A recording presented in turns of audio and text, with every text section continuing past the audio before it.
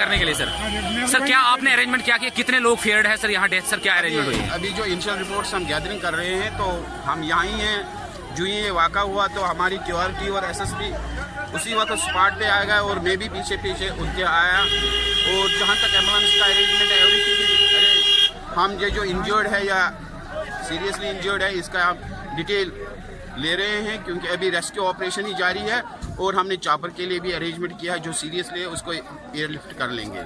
बाकी लोगों से गुजारिश है कि वो हमें कोऑपरेट कर ले और रेस्क्यू ऑपरेशन में ये हमेशा हमारे साथ साथ रहे हैं, आज भी हमारे साथ साथ हैं।